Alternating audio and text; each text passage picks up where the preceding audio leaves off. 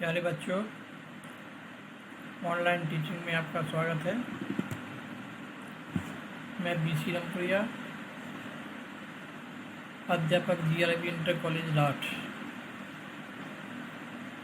सामाजिक विज्ञान विषय में मैं आपको पहला चैप्टर जो चल रहा है यूरोप में राष्ट्रवाद का उदय, इसमें मैं आपको जानकारी दे रहा हूँ। इसी चैप्टर में राष्ट्र की 10 कल्पना, इसके बारे में मैं आपको जानकारी दूंगा। यानी राष्ट्र की 10 कल्पना, यानी एक चित्र के माध्यम से उसकी कैसे कल्पना की जा सकती है, इसके बारे में मैं आपको बताने जा रहा हूँ। जैसे किसी शासक को एक चित्र या मूर्ति के रूप में अभिव्यक्त करना आसान है। कोई शासक या कोई राजा होता है, यदि आप उसको एक चित्र या एक मूर्ति के रूप में उसकी अभिव्यक्ति करना आसान होता है कि ये राजा इस तरह से कार्य करेगा, किंतु एक राष्ट्र को चेहरा कैसे दिया जा सकता है? 18वीं व 19वीं शताब्दी में कलाकारों ने राष्ट्र का मानवीकरण करके इस प्रश्न को हल किया। जो वहाँ के कलाकार थे, उन कलाकारों ने राष्ट्र का मानवीकरण किया और इससे ऐसा प्रश्न हल करने का उन्होंने प्रयास किया। दूसरे शब्दों में हम इसको ऐसे भी कह सकते हैं कि उन्होंने एक देश को कुछ यूँ चित्रित किया जैसे वह कोई व्यक्ति। उस समय राष्ट्रों को नारी वेश में प्रस्तुत किया जाता था। इसके पहले भी आपको बताया गया कि जो भी चित्रकार होता है, तो उस चित्रकार ने एक राष्ट्र को नारी के वेश में प्रस्तुत किया। राष्ट्र को अभिव्यक्ति का जामा पहनाते हुए जिस नारी रूप को चुना गया, वह असल जीवन में कोई खास महिला नहीं थी। कोई खास महिला नहीं थी ये असल जीवन में, वास्तविक जीवन में यह तो राष्ट्र के अमूर्त विचार को ठोस रूप प्रदान करने का प्रयास था।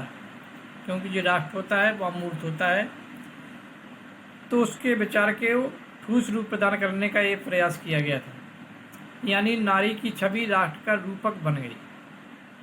आपको याद होगा कि फ्रांसीसी क्रांति के दौरान कलाकारों ने स्वतंत्रता, न्याय व गणतंत्र जैसे विचारों को व्यक्त करने के लिए नारी रूपक का प्रयोग किया। इन आदर्शों को विशेष वस्तुओं या प्रतीकों से व्यक्त किया गया था।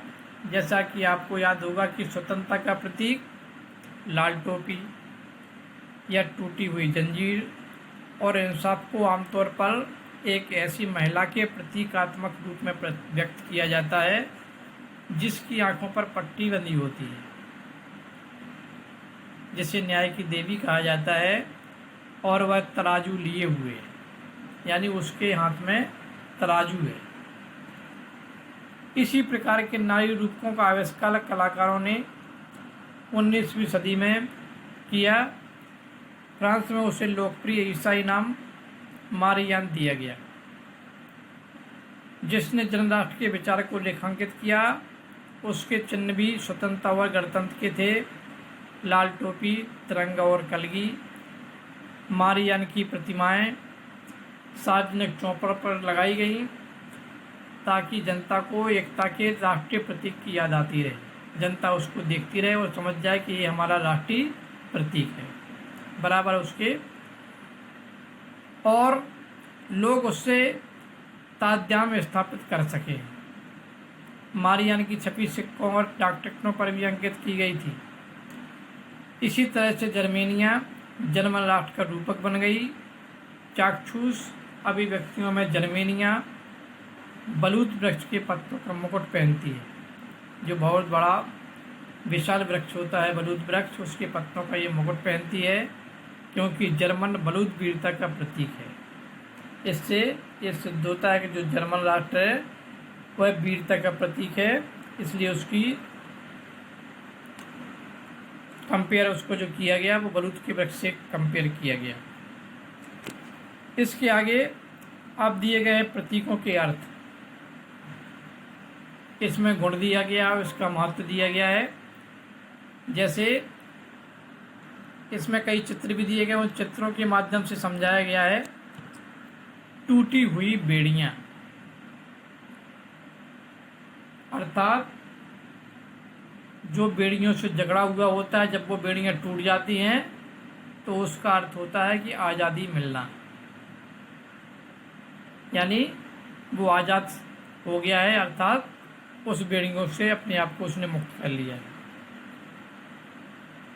बाज छाप कवच एक दूसरा गुण है, ये भी प्रतीक है। जर्मन साम्राज्य की प्रतीक शक्ति, ये जर्मन साम्राज्य को दर्शाती है।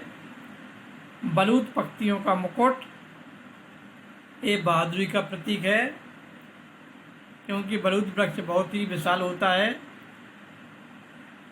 और इसका अर्थ होता है कि वो बहादुरी का प्रतीक होता है। तलवार, मुकाबले की तैयारी, जहाँ पर तलवार होती है उसका अर्थ होता है कि मुकाबले की तैयारी, यानी कोई ना कोई युद्ध किया जा रहा है, किसी तरह से कोई मुकाबला किया जा रहा है।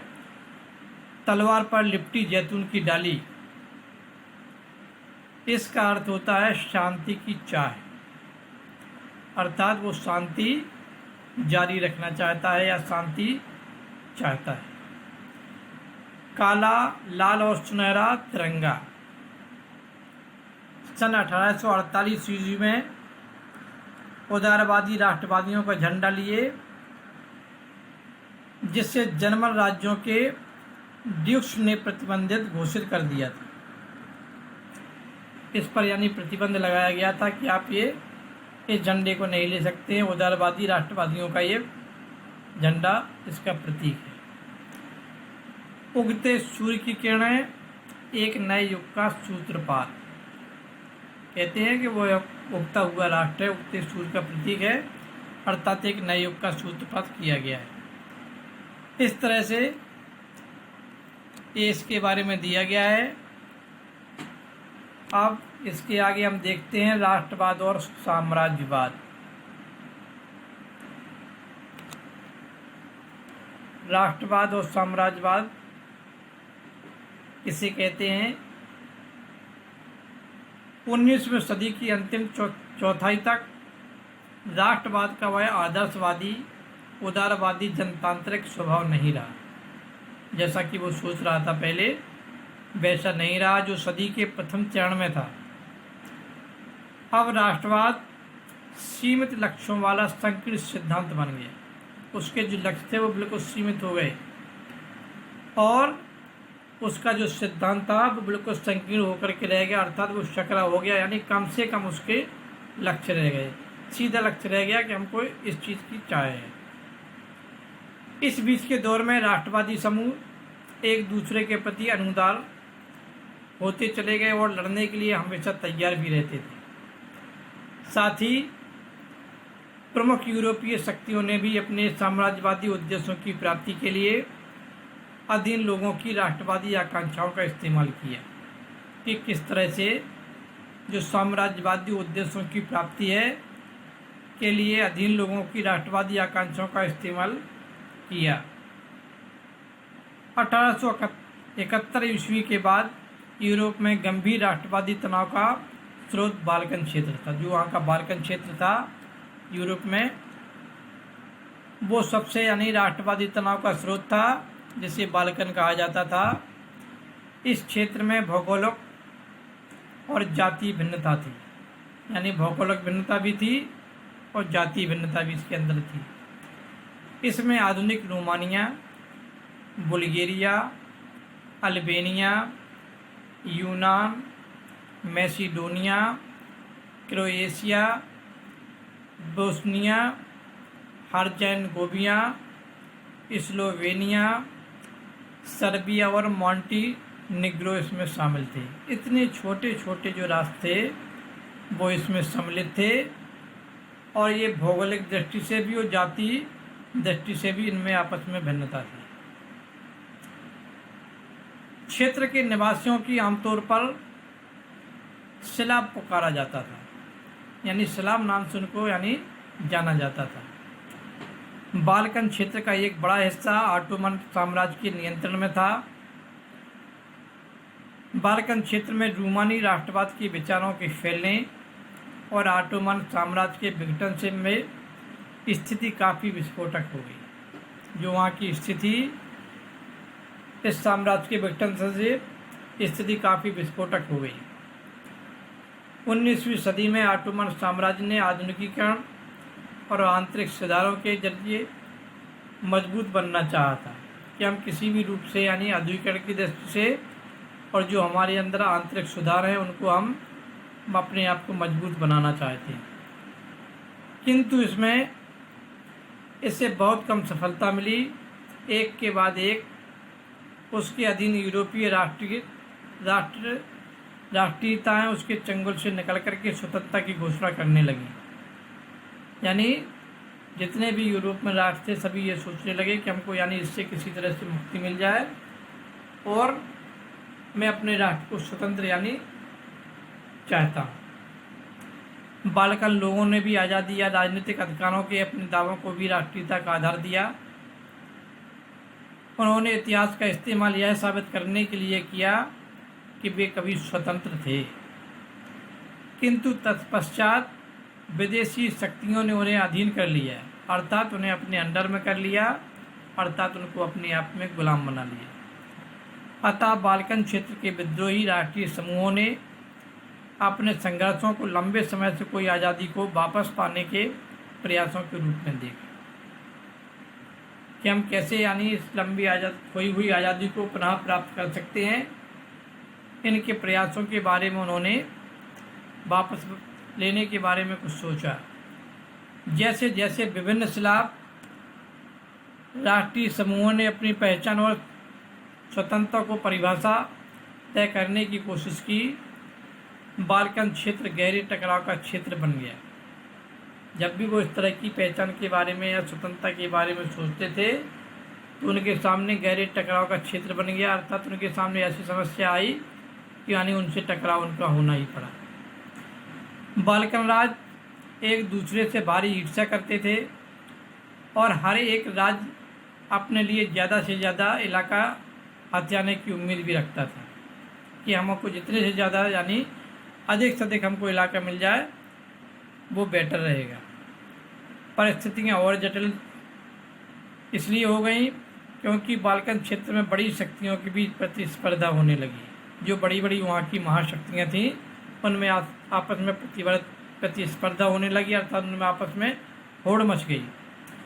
इस प्रकार से यूरोपीय शक्तियों के बीच व्यापार और उपनिवेशों के साथ नौसैनिक और सैन्य ताकत के लिए गहरी प्रतिस्पर्धा थी कि हम अपना व्यापार किस तरह से बढ़ाएंगे। जो हमारे उपनिवेश हैं, उपनिवेशों के साथ साथ यानी हमको नौसैनिक की भी आवश्यकता दिखे और हमारी सैन्य ताकत भी मजबूत होनी चाहिए। इस तरह से उन्होंने आपस में यानी उनकी प्रतिस्पर्धा चल रही थी। जिस तरह से बाल्कन समस्या आगे बढ़ी उसमें यह प्रतिस्पर्धा खुलकर के सामने आने लगी। इनमें रूस, जर्मनी, इंग्लैंड, ऑस्ट्रो हंगरी की हर ताकत बाल्कन पर अन्य शक्तियों की पकड़ को कमज़ोर करके क्षेत्र में अपने प्रभाव को बढ़ाना चाहती थी कि इनकी शक्तियाँ यानी किसी तरह से कमज़ोर हो जाएं और हमारा प्रभाव यानी अधिक हो जाए। इससे इस इलाके में कई युद्ध हुए और अंततः प्रथम विश्व युद्ध हुआ, अर्थात प्रथम विश्व युद्ध की शुरुआत इन्हीं कारणों से हुई। प्यारे बच्चों, आज के लिए बस इतना ही। इसके आगे मैं आपको कल जानकारी दूंगा और जो भी इसके आगे जो शेष बचा है इस लेसन के आगे वो मैं आपको PDF के माध्यम से आप तक पहुंचाने की कोशिश करूंगा। धन्यवाद।